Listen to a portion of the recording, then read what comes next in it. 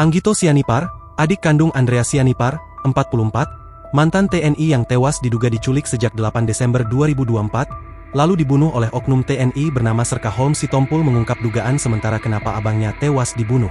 Ia menyebut, awalnya korban menyewa sebuah mobil pribadi milik Serka Holmes. Rupanya mobil yang disewa tadi diambil oleh orang yang mengaku sebagai pemilik sah mobil tersebut.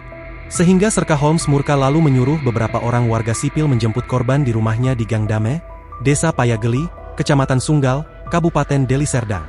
Jadi korban menyewa mobil kepada si Serka Holmes. Rupanya mobil itu diambil orang yang mengaku sebagai pemilik mobil. Si Holmes marah, kenapa bisa lepas mobil tersebut, kata Anggito, Sabtu, 21 Desember 2024. Dari informasi yang didapat, selain menjadi anggota TNI aktif, Serka Holmes menerima gadai berbagai macam jenis barang dari masyarakat. Mobil itu pun diduga milik orang lain yang digadaikan kepadanya lalu disewakan. Tapi Serka Holmes, kata Anggito mengklaim kalau dirinya mempunyai buku pemilik kendaraan bermotor tersebut. Katanya, mobil itu ada buku hitamnya. Jadi Holmes bilang ke anak korban dan menuduh korban menggelapkan mobilnya. Sambung Anggito.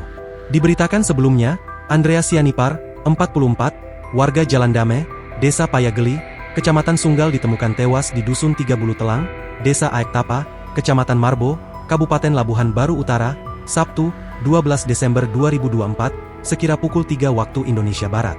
Mayat Andreas ditemukan setelah hilang kurang lebih selama 14 hari, sejak 8 Desember 2024 lalu usai dijemput sejumlah orang.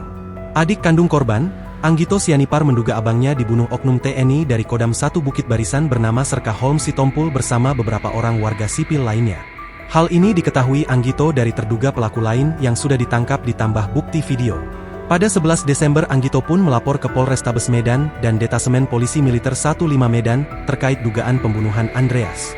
Hasil penyelidikan, 1 orang warga sipil, disusul 3 orang pada 20 Desember ditangkap oleh tim gabungan polisi dan TNI. Warga sipil yang ditangkap mengakui perbuatannya telah menganiaya korban atas suruhan prajurit Kodam I Bukit Barisan tersebut. Terpisah, Kepala Staf Kodam 1 Bukit Barisan, Brigadir Jenderal Refrizal, saat diwawancarai, Jumat 20 Desember 2024 mengatakan Serka Holmes Sitompul kini sudah diamankan dan masih menjalani pemeriksaan. Download Tribun X sekarang, menghadirkan lokal menjadi Indonesia.